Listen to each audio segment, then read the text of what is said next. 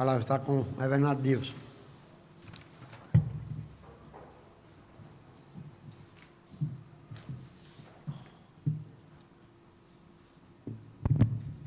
Meus irmãos, graça, misericórdia e paz do Senhor Jesus vos sejam abundantemente, plenamente multiplicadas nesta manhã de mais um dia do Senhor, onde por sua graça e bondade podemos vir à sua casa, mesmo que em número reduzido, com toda a condição que nos cerca de pandemia. Nós devemos bendizer a Deus porque ficamos um bom tempo reunindo virtualmente, apenas através do canal da igreja ou também da Rádio 98 FM. Então, motivo de gratidão, podermos estar aqui, mesmo que em número reduzido, para cultuar, para louvar, para bendizer ao Senhor pelos seus feitos benditos, por sua ação poderosa e misericordiosa sobre a nossa vida. Quero convidá-los a abrir a Escritura, lá no livro da poesia dos Hebreus, Eclesiastes, capítulo 3, verso do 1 ao 15. Eclesiastes 3, do 1 ao 15, é o texto para nossa instrução e reflexão nesta manhã.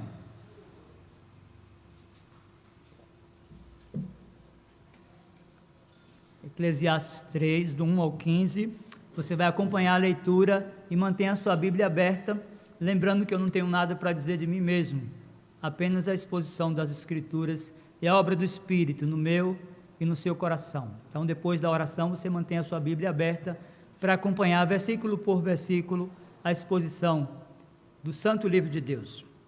Eclesiastes 3, a partir do 1 e até o 15, a Bíblia nos diz assim: tudo tem o seu tempo determinado, e há tempo para todo propósito debaixo do céu.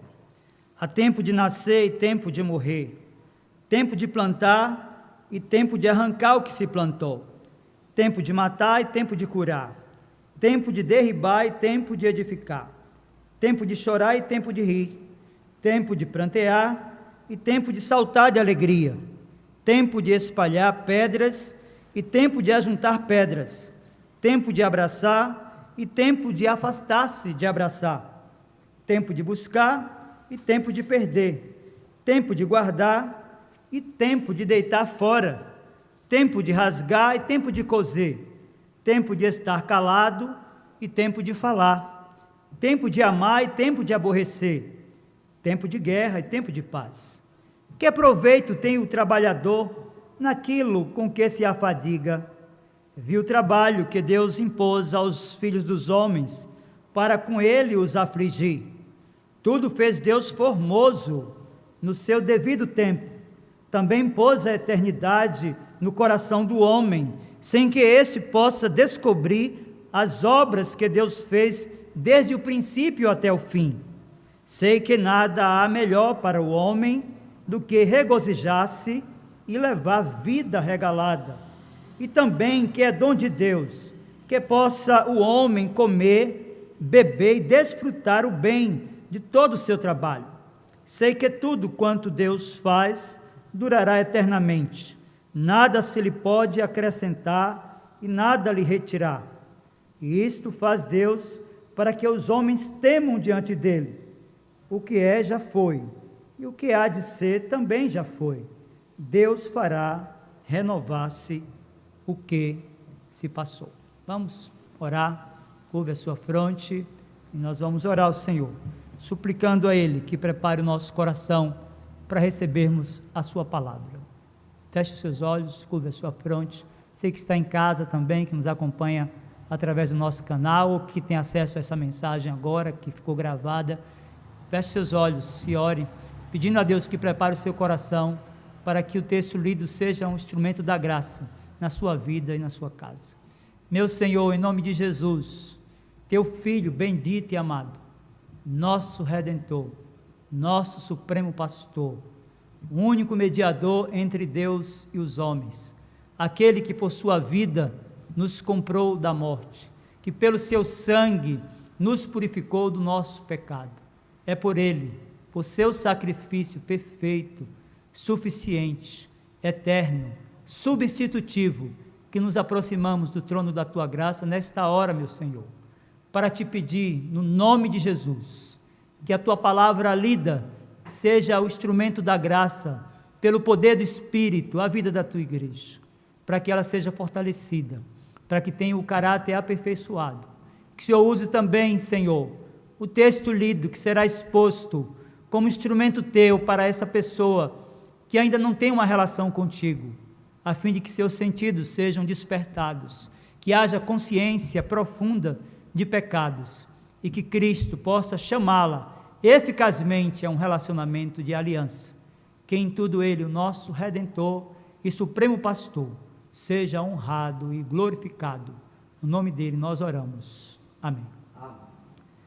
Meus irmãos queridos, a ideia de tempo nas Escrituras está associada diretamente ao conceito daquilo que é cíclico e linear.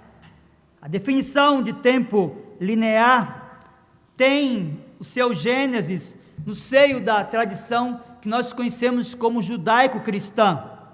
O tempo linear é uma sucessão contínua de eventos irrepetíveis e irreversíveis.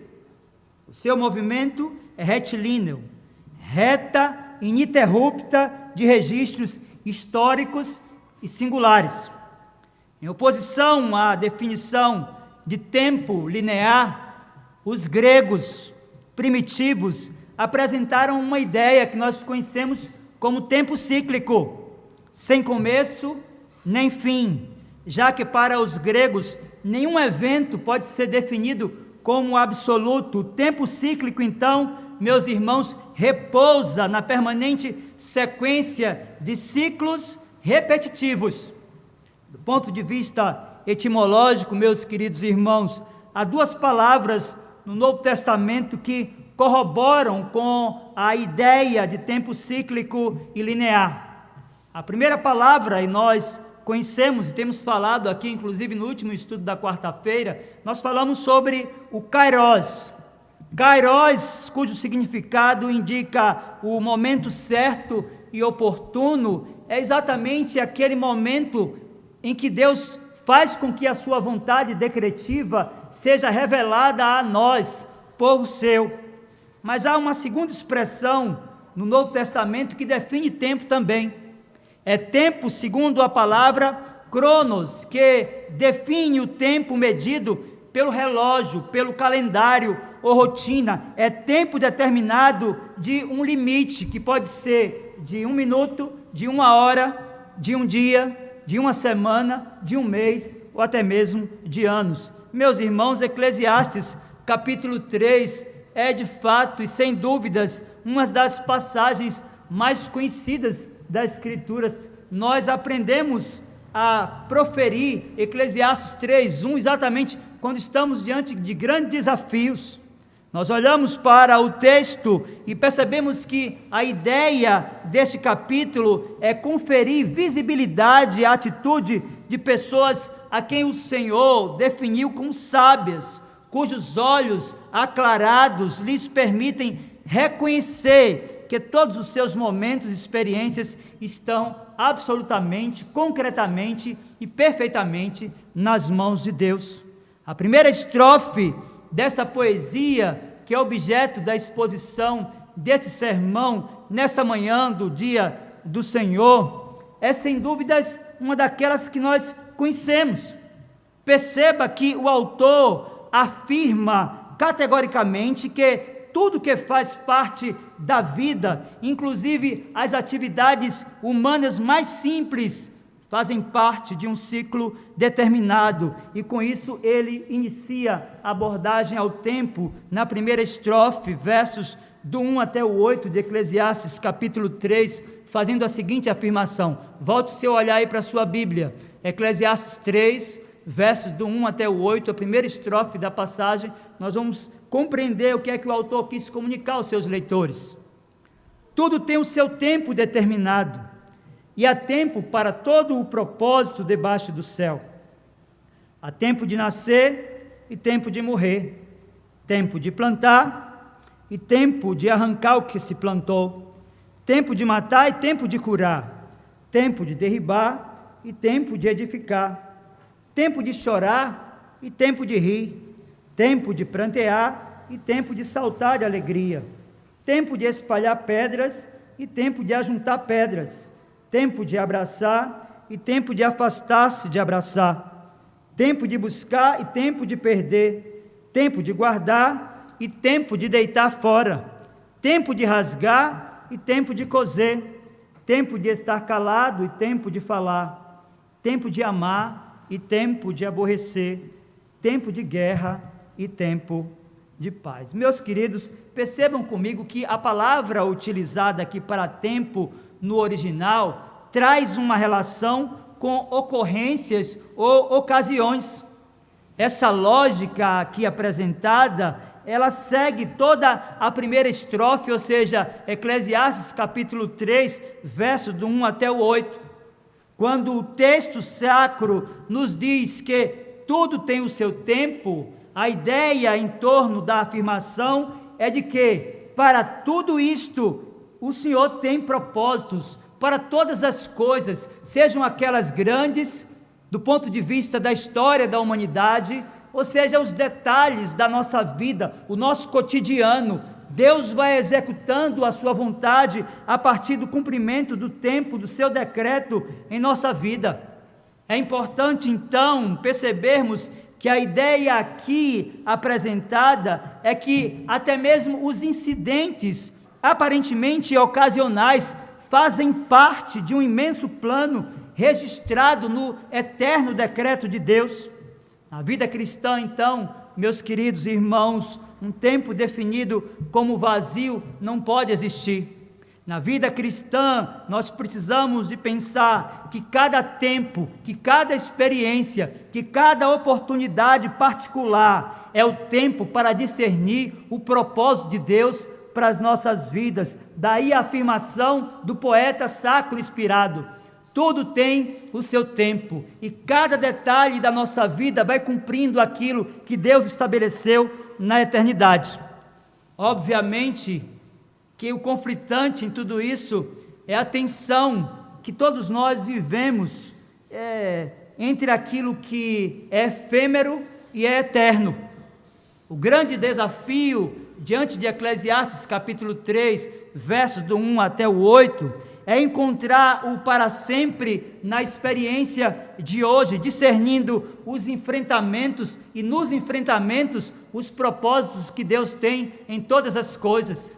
Então há essa agonia que toma o nosso coração entre aquilo que é efêmero e aquilo que é eterno. Há essa agonia que muitas vezes faz com que tenhamos no nosso coração um excesso de futuro, ou muitas vezes uma carga elevada do passado em nossa vida. Devemos compreender que para Deus tudo é presente. Ele sabe não somente o agora, mas Ele sabe cada detalhe daquilo que acontecerá há muitos anos à frente. Por isso, então, o autor sacro inspirado diz que tudo tem o seu tempo determinado. Veja, então, que os eventos mais importantes da vida são mencionados em Eclesiastes capítulo 3, nos versos 2 e 3.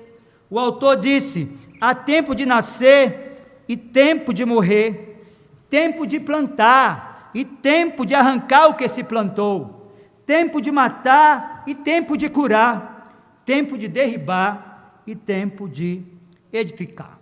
Meus queridos, como dito, nós temos aqui os eventos mais importantes da vida.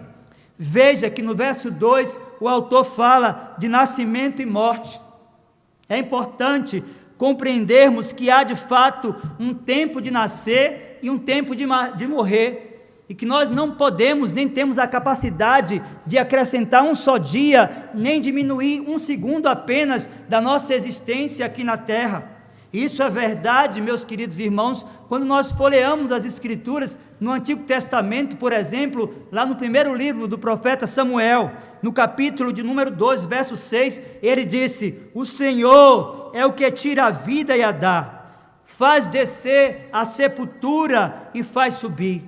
Se continuarmos folheando as Escrituras, ainda no Antigo Testamento, lá no livro dos Salmos, no Salmo 139, nós perceberemos que de fato Deus tem um controle rígido, não somente do momento em que alguém chega a essa existência, e devemos dizer que ninguém chega por um acidente, muito menos do momento exato, perfeito, definido por Deus para a nossa partida. Se você abrir a sua Bíblia, no Salmo 139, verso do 14 ao 16, você vai ver o quanto isso é verdadeiro. Veja o que o poeta disse: graças te dou, visto que por modo assombrosamente maravilhoso me formaste. As tuas obras são admiráveis, e a minha alma o sabe muito bem. Os meus ossos não te foram encobertos, quando no oculto fui formado e entretecido como nas profundezas da terra.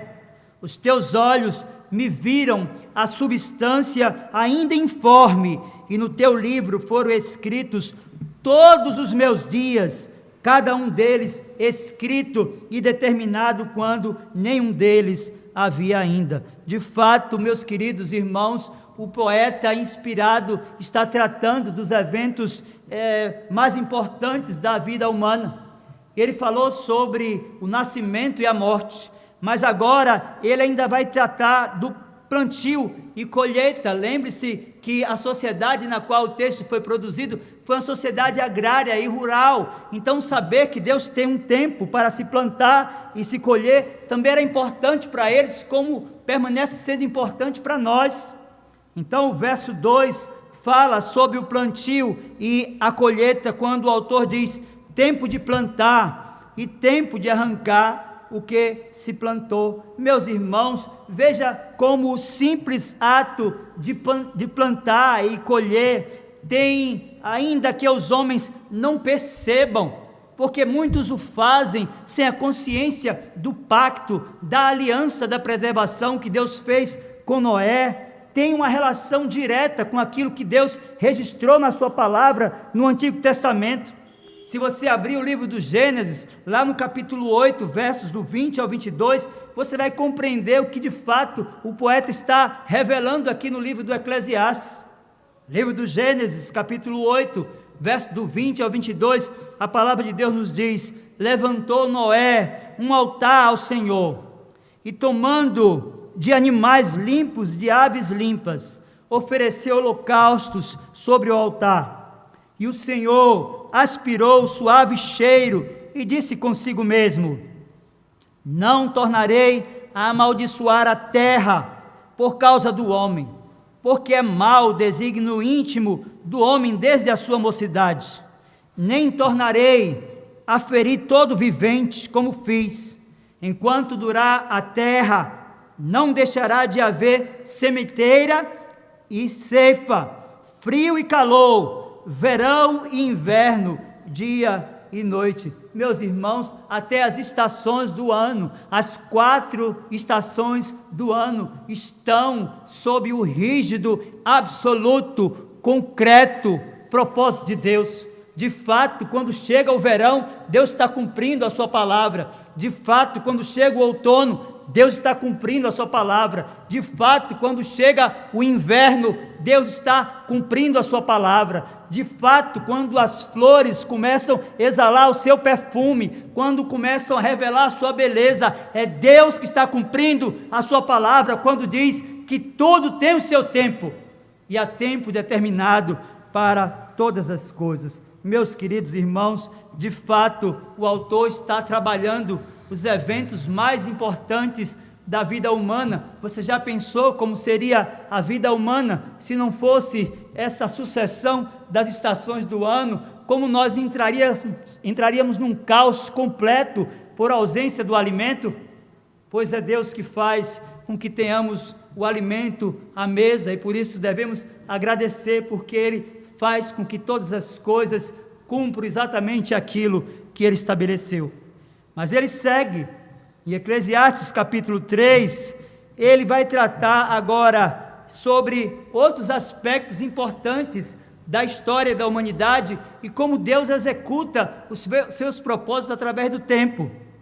Veja que os 2 pares seguintes tratam de diversas atividades da humanidade. O autor diz, verso 3, de Eclesiastes capítulo 3, tempo de matar e tempo de curar, tempo de derribar e tempo de edificar.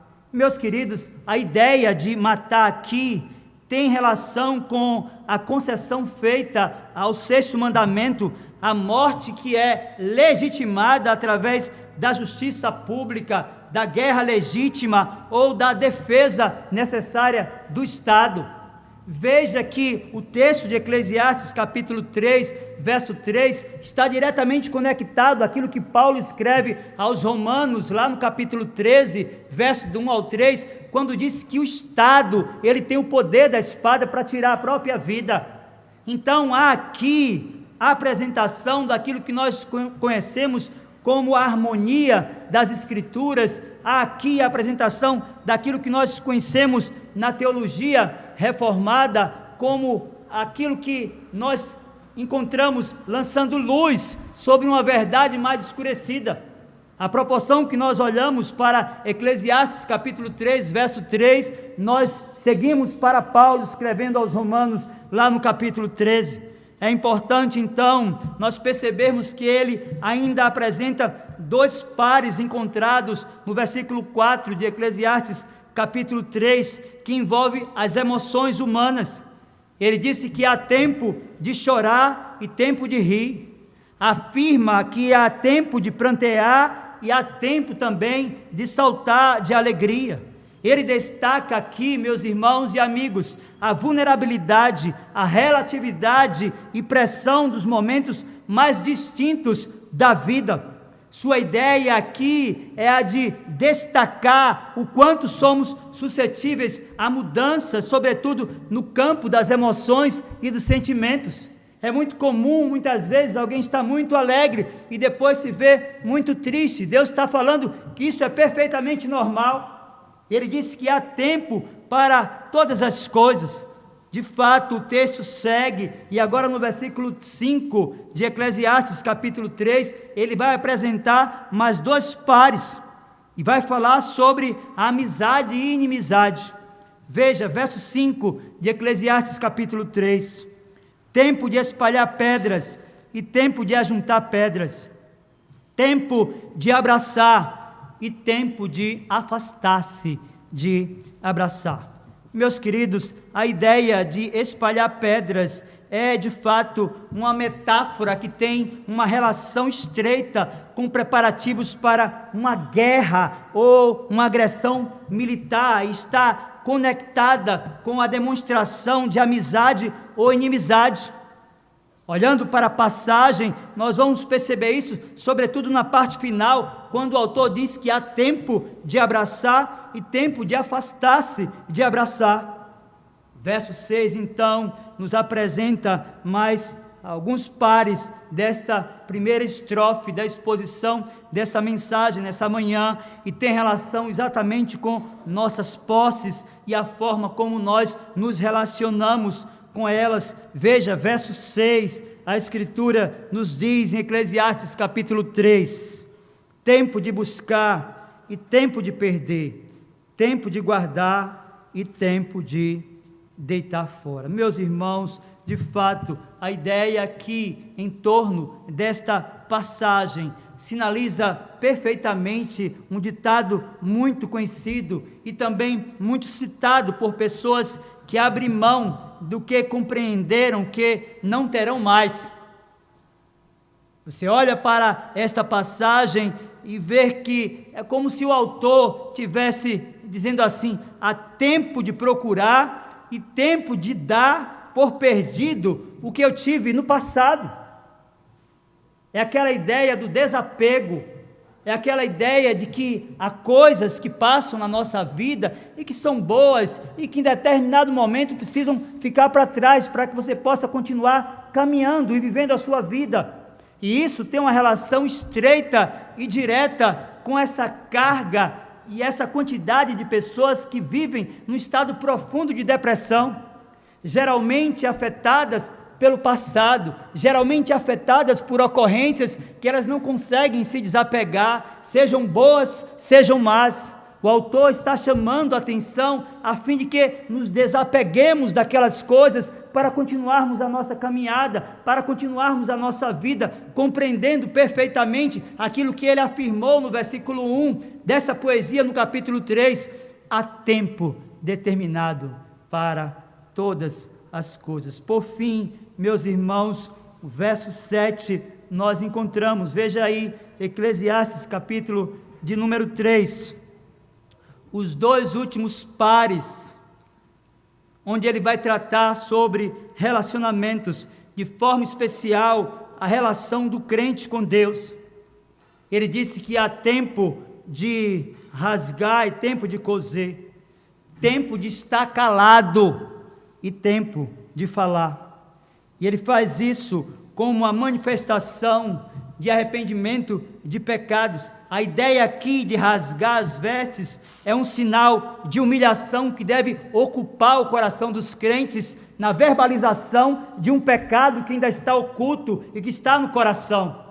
É uma exortação particular e pública à igreja que se volte para Deus, que confesse os seus pecados a Deus, que não omita essa confissão, que não deixe de falar aquilo que o Senhor sabe, mas que Ele quer de ouvir de você com a manifestação de arrependimento profundo dos seus pecados.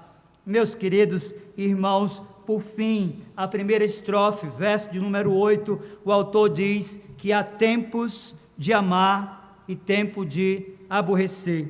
Ele diz também que há tempos de guerra e tempos de paz.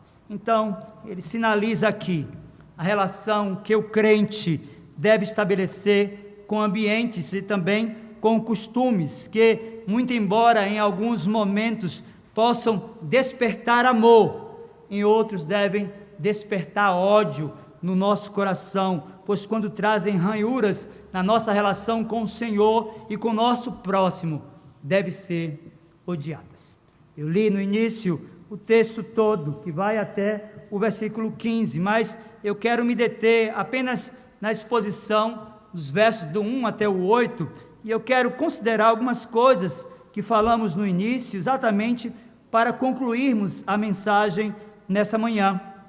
Nós falamos aqui, meus queridos irmãos, inicialmente na exposição desta passagem, dando destaque ao conceito de tempo e o propósito e o controle que Deus tem sobre todas as ocorrências da humanidade. É importante que se pense que nenhum detalhe da nossa vida, nenhuma mudança, absolutamente nada que possa ocorrer na sua saúde ou nas suas relações, foge do controle de Deus. Foi Ele que disse que há tempo para todo propósito debaixo do céu.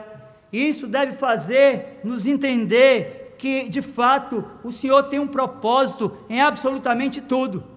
Então, como definimos tempo no início, não somente a proporção daquilo que o texto diz, mas na perspectiva etimológica, eu quero concluir a mensagem nesta manhã, destacando alguns ensinos preciosos que podem ser retirados de tudo quanto nós ouvimos até aqui.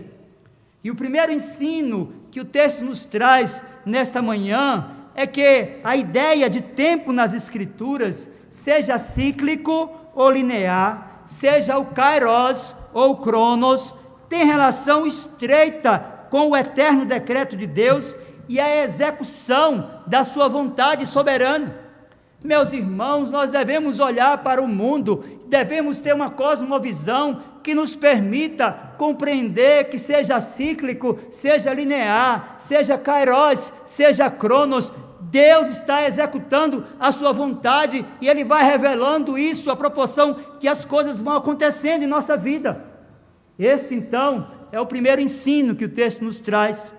Mas há um segundo ensino, meus irmãos, que nós podemos retirar aqui dessa passagem, que muito embora haja um propósito de Deus na execução do tempo e dos propósitos, considerando tanto o aspecto cíclico como linear, nós também somos responsáveis pelos nossos atos. É isso que a Escritura nos ensina, que a soberania de Deus não anula a nossa responsabilidade, ou seja, a proporção que nós tomamos decisões, nós assumimos e devemos assumir as consequências delas. Isso nos alerta que as nossas decisões devem ser sempre pautadas pela vontade revelada do Senhor, para que em todo tempo Ele seja honrado e glorificado em nossa vida. Que Ele mesmo aplique a sua palavra ao nosso coração. Vamos ficar de pé? Vamos orar.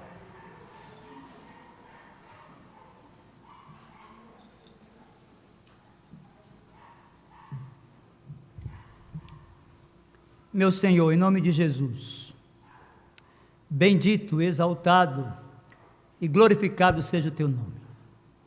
Nós compreendemos não somente o conceito de tempo, que ele é cíclico, que ele é linear, que ele é cronos, que ele é kairos, mas compreendemos sobretudo que há a manifestação dos Teus propósitos sobre a nossa vida em todas as coisas, de modo que nos aquietamos diante da Tua grandeza, do Teu poder, da Tua soberania, porque absolutamente nada foge do Teu controle. Nós bendizemos a Ti por isso, meu Senhor, e Te pedimos que nos ajude a compreender todas as ocorrências da nossa vida, de modo que a nossa visão não esteja na terra, mas no trono da graça, de onde o Senhor exerce todo o comando e manifesta o Teu propósito sobre a vida do Teu povo. Nós bendizemos a Ti, Senhor, porque compreendemos que cada detalhe da nossa vida e da nossa história cumpre o Teu propósito, e nós queremos Te bendizer por isso, porque nos aquietamos diante de Ti e da Tua grandeza, mas queremos Te pedir também, Senhor, que não obstante aos Teus propósitos, que as nossas decisões sejam sempre sábias, pautadas por Tua palavra. Nós sabemos que há um efeito bumerangue, sabemos, e a Escritura nos diz, que nós colhemos aquilo que plantamos, e que há de fato uma lei da semeadura. Então Deus nos dá decisões sábias, inteligentes, pautadas na Tua palavra, para que tudo quanto fizermos, seja propósitos Teus, baseados na Tua palavra, e que traga a edificação para a igreja e a salvação dos Teus eleitos. Nós Te pedimos, meu Senhor, que a Tua palavra seja aplicada e guardada ao nosso coração, e que Cristo em tudo seja honrado e glorificado. No nome dele nós oramos. Amém. Recebam a bênção, irmãos. Que a graça do Senhor Jesus, o amor de Deus, o nosso muito bondoso Pai, o poder, a comunhão e as consolações do Santo Espírito de Deus, sejam sobre vós, irmãos, e sobre vós repouse. Assim vos abençoe o Deus Pai, Filho e Espírito Santo. Amém. Podem sentar, meus irmãos. Muito bem, nós temos alguns avisos.